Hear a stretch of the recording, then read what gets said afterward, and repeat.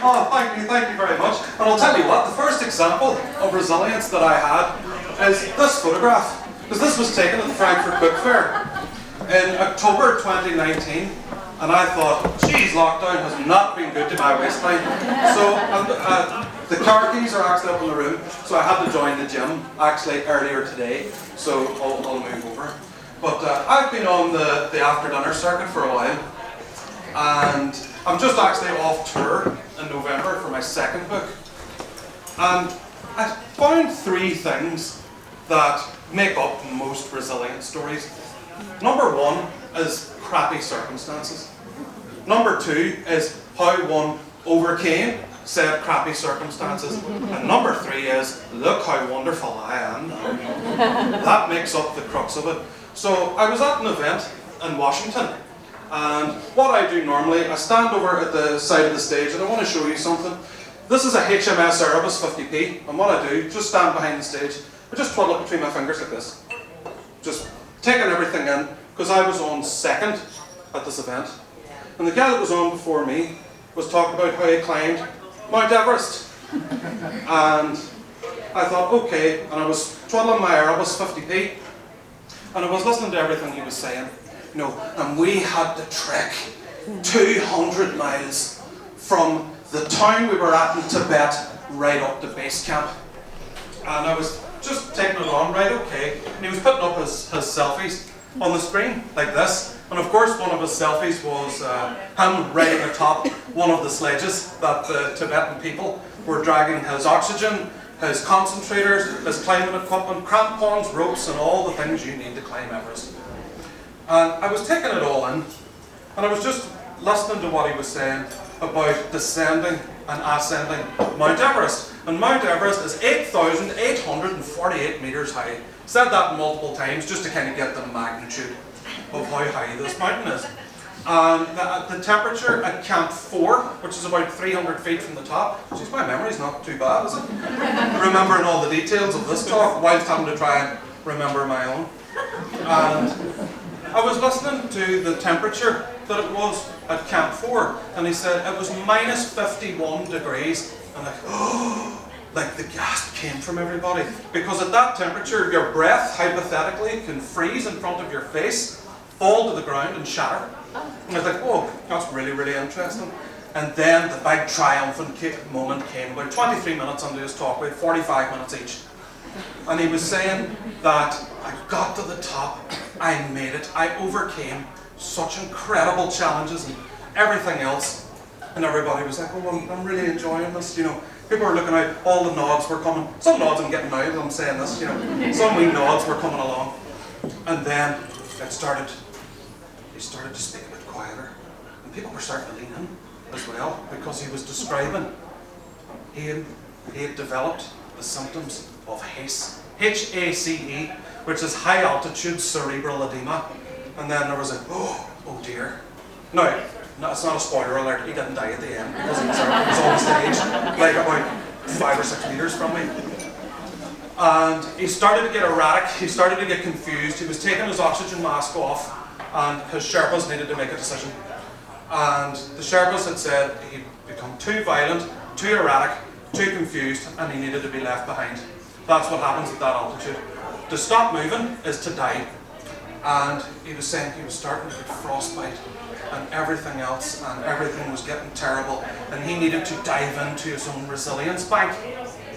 And usual stuff, you know, I was thinking about my family, I was thinking about seeing my children again, my wife again, my everything else again. And he picked himself up off the ground and descended the mountain, did tons and tons of applause and base camp and everything else. And, you know, looking out into the crowd, they were just eaten out of his once frostbitten hand. They were just eaten out of his hand, and got a rapturous applause and everything else. And that was the story. You climb Everest, the book deals come, the TV appearances come, everything comes, life is absolutely gravy. And I thought, right, I have to follow this guy now. And now, I have not climbed Everest, I have not skied to the North Pole, and I have not survived 30 days in the Amazon rainforest drinking my own piss. Now, how do I follow this? how do I follow this up? Because I'm not very interesting, okay? Yes, I collect Titanic memorabilia, I like fine art, and I like to read by candlelight at night. Now, if you're evacuated tonight from the hotel and the fire alarm goes off, I apologise in advance if that were ever to happen. But it's given birth to this view of Hollywood resilience. This real view, that like, it's so Hollywood, it's like, you know, wow. You know, I have, you know, climbed mountains, skied to the North Pole, everything else, because normally at after dinner events and corporates and stuff, you have, you know, the real sort of inspiring people. Well, really ones that horrifically put their lives at risk to leave their children behind to do an almost impossible feat. But it got me really thinking. For me and my life and my journey, right, I had to be resilient. I didn't have a choice. I didn't have a choice in the matter because I was born differently, right? I'm autistic.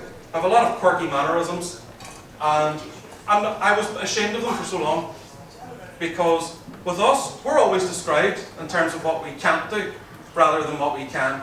Because even whenever I was very young, you know, you would have teachers say, Jude can't socialise properly, Jude can't communicate properly, Jude can't do this, Jude can't do that, Jude cannot do the other. Like, I couldn't do anything. I couldn't do anything right. And that's every single day. And there's always this expectation, right? Even people say about me, oh, Jude Morrow conquered the autism. Jude Morrow beat the autism. I don't want to conquer the autism. I don't want to do that. Like, my Everest is forever. But it's not about being autistic. It's the way I'm viewed by everybody else, right? That's the way it goes because we're always viewed in terms of our deficits, what we can't do, rather than what we can do. Right? Because even the label, you know, autistic spectrum disorder, ASD, disordered compared to who? Exactly. And the answer to that is the majority. Because they get to decide who's disordered compared to everybody else. That's my life, that's my existence. Where would I want to swap just being able to, you know, pay tens of thousands of pounds for Sherpas and climbing equipment to climb a mountain, and then that journey's over. That mountain's been climbed, that mountain's been descended, that's over, the selfies are up on Facebook, that's it. That stage of life is done. That journey is complete. But it's not like that for me. It's not like that. Now, I can stay here, talk to everybody, speak in front of people because I just rehearse and rehearse and rehearse and rehearse. I came here, I managed to sneak my way in 2 hours before check-in downstairs, but eyelash fluttering does wonders. And I got into the room a couple hours before, been practicing and practicing all day. And you may think now, you know, Jude, great, you know, life's good now, you know. But I'll give you examples of some things that I get. I get some people saying to me, oh, but you don't look autistic. And do you know what? This person said, Jesus, do you know the best about it is, like, you have to ask, you know, well, what do autistic people look like then? Well, that's what everybody says, oh, you don't look autistic. And then they look at me like this, you know, because there's this thing that normal people do, where they tilt their head whenever they won't thanked for what they've just said. And I pick that up, I don't get it. And, you know, it's like, oh, you don't look autistic. You know, as if I'm supposed to say, oh, thanks very much. Thanks very much, that's awfully, awfully kind of you. They're the things that I have to live with every single day. Now, I can say it anecdotally, but that infantilizes and demeans my existence and experience. Now, I can say it funny, now see everybody's gone quiet now. I like it whenever I unleash that part. But here's the thing, now, I have a platform, right? I get to speak in here in front of all of you lovely people, okay? I do a lot of corporate events, corporate training, written books, my story's all out there, and you know what, it's not really that interesting. You know, there's no Amazon push drinking or anything in my story. There's not. But here's the thing, statistically, 2% of the population is autistic. 2%. 2 in every 100.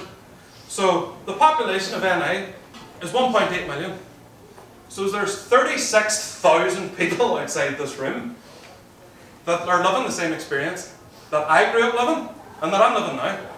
Now, don't get me wrong, great lineup of speakers, great stories and everything else, but I can promise you this, there's way more resilience outside this room than there is in it. There's 2 things that we can't avoid in life. 2 things. the tax man, and death, right? Unless you have a flat in Monaco, right? That's the only exception. There's two things that you can't avoid. There's people fighting battles that nobody in this room knows about. Nobody, right? Because normally for events like this, now this is the first event, definitely in the last few years, that I've gone to without Penny. My lovely other half is called Penny. Because I'm autistic, we get called Sheldon and Penny. Ha ha ha. I know. You know what? I feel exactly the same, because to me, as humour, as somebody that's moderately funny, I find that weak. Because this is what Penny's role normally is for me. Do you know when the Queen does public engagements, she has somebody with her in white gloves that says, "This is the Queen." Penny does that for me. You know, I'm not very natural, you know, at striking up conversation with people. I do my best. Now, Chris Sutter has been trying to get me to mingle for after this tonight, but the chances are I'll be reading the narrative of Arthur Gordon Pym of Nantucket by candlelight in bed in my room. It's the only novel by Edgar Allan Poe, if anybody's interested, but sure, that's besides the point. That's the obsessive knowledge. You know, if you're autistic, you're obsessed with something. If you're not autistic, you're an expert. Well, that's another injustice. Obsessive and repetitive behaviour. Oh dear, I could go on forever. But sadly, poor Penny's mummy died in September. And she has to deal with the grief of that. And that's a battle outside this room, and that's a far bigger battle than I've ever faced. Far bigger. And we all know them, right? We all know people that are going through battles every single day and finding it incredibly hard, right? Now, I know call to actions for this are, well, it's not my go-to call to action because I'm not very people-y. You know, kind of like, talk to me at the break, or visit my website, and blah, blah, blah, blah, blah. I have a very different call to action. Recognize resilience when you see it in other people. Because for something that might seem very insignificant to you, maybe a profound battle for somebody else, whether that's leaving the house, recognize it, celebrate it, and cherish it. Because that's what true resilience is. Resilience is being able to go forward, to plough on, keep evolving, and keep growing. So that's what I want everybody here to do. If you see an act that may seem insignificant to you, but is a massive triumph for somebody else, recognize it, acknowledge it, appreciate it, and celebrate it. Thank you very much.